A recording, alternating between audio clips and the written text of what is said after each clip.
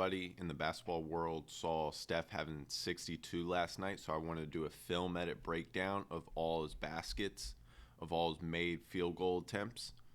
So we're going to start off first with a throw and chase action here.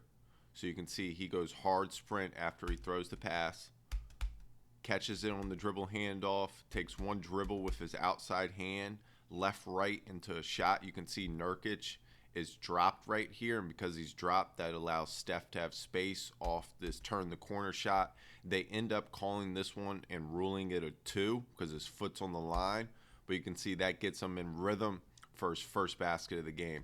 Next, so Steph did an excellent job last night of getting to the free throw line. He was 18 of 19 from the foul line, so I have every time he gets fouled and goes to the line on here too. So this first one off a dribble handoff from Draymond, he goes reach crossover, gets Robert Covington to hesitate up, able to turn the corner, takes a bump right there into a touch runner and gets fouled, which gets him to the line. This move was really nice. So off the ball screen, they get a switch with Robert Covington. You can see the cross step, so he plants his inside foot right here between the legs, and now he's going to change direction and attack the top foot of Covington here. Gets downhill and goes wide extension versus the rotating shot blocker. You can see, watch the inside foot plant right here. Stopping and starting is one of the keys in the NBA for changing direction.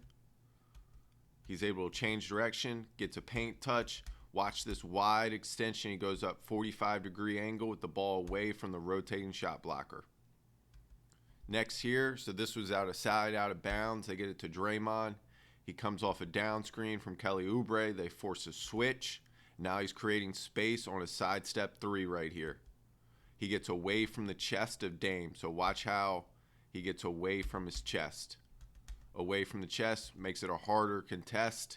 And even if you do contest right there, a lot of times they call this a foul now if you land too much in his space. So here it is again. Watch Dame's chest. He gets away. Steph gets away from his chest, which makes it a harder contest. Here, so Gary Trent stunts on this drive by Kelly Oubre. Steph's going to drift to the corner. He catches it. Now he's attacking a closeout. Watch this pump fake right here. Then he's able to step through for a little touch finish. This next one is a ball screen progression. So he goes snake. So you can see they're setting the ball screen extremely high. And they're trying to set it extremely high to make Kanter, basically to force Kanter to cover Steph in this drop coverage. So he's going to snake it right here. He's going to go into a skip, and then you can see Kanter is giving him an alley to the rim. So let's watch it again. This is forcing Kanter all the way up in his drop coverage. Skip right here. Gets his left foot downhill in that sprinter stance right here, and he's able to beat Kanter to the rim for a finish. Steph, Dame, Devin Booker, a lot of the guards that have the ability to make shots when turning the corner off a dribble handoff or a ball screen are extremely dangerous and extremely tough to defend in a drop coverage. This next one is off a dribble handoff. You can see he just stops, feels the content and their contact, not content, but you can see they're calling that a lot more this year. Trae Young has gotten that call some too. Here we go. So Chicago action, some call it zoom action, but it's basically dribble handoff and they're setting a pin down right here and Steph's running off of it. And you can see Kanter's back. That's too much space for a really good shooter. He's able to turn the corner. And now he's in a rhythm right now. He's in a rhythm. This was just in transition after a made 3 from Portland. He's able to go reverse finish inside hand. He lengthened his strides here. So watch how he lengthens. His right foot, left foot, gets to the other side, inside hand, reverse layup. This is still all in the first quarter. Transition, he's attacking, goes lefty wide, gets fouled to the foul line. This was random action, basically. Try to go split action here, but because of the deflection, he's going to back cut his famous high arc scoop shot versus the rotating shot blocker. This was a tremendous move here, so he's out of triple threat. He goes jab, cross step, one dribble, step back, shot fake, gets CJ in the air, then he reloads and is able to hit a three. So watch this again. This is in transition. He has Carmelo on him, so Looney sets a quick down screen. He catches it. Now he has to come up to touch right here because you can't be back dropped as we've learned earlier in this game. So he's able to split it. Same foot, same hand finish. Now you can see they're trying to drag him out and move him closer to the screen, which would allow Steph to get more downhill here. But he's a couple steps back, which still allows too much space. Shot fake right into body contact, gets 3 free throws. Okay, so this one was kind of a late call. They call it after he shoots it. So it was after that, and then they called it.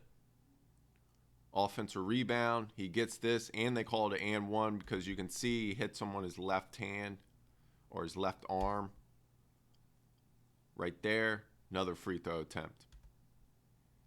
Okay, so you can see their ball screen coverage is now changed. So on this one, they're trying to ice it. He's all the way up to touch, so he's not a couple feet back now on a drop.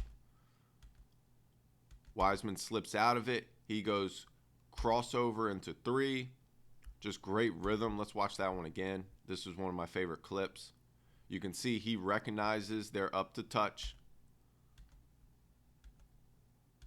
Gary Trent too much sells this way, and Steph's able to get him with a float crossover right into a 3. Double drag. It forces a switch. He's able to get outside the hips of Dame Lillard. And he goes same foot, same hand, touch runner right over the rotating shot blocker.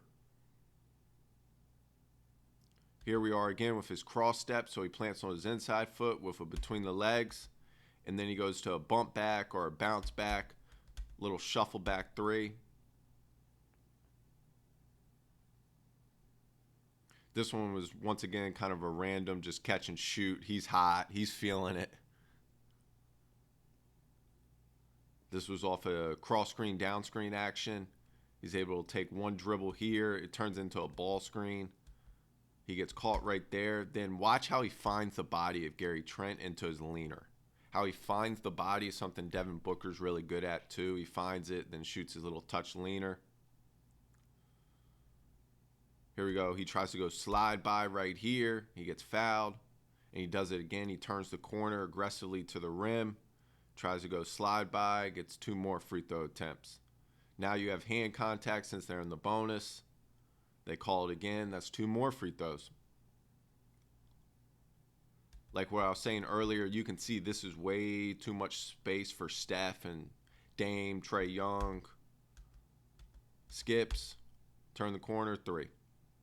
Especially when he's this hot. And then, of course, this is how the game ends with a transition toss back. That gets him his last 3 points for 62. What a performance by Steph. He's super excited. You can see Draymond finds him. Draymond knows right away. Steph says after the game that he should have trusted Draymond right away to know where he was at all times. Great toss back. Deep 3 right above the break. But at that point, he's in a different zone. So wanted to do a film breakdown, voiceover of Steph 62. I'll continue to do these throughout the NBA season for big performances or something I see X and O's wise.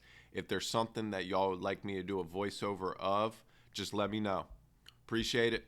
Share, like it, subscribe to the YouTube channel too. That's where all these will be posted on.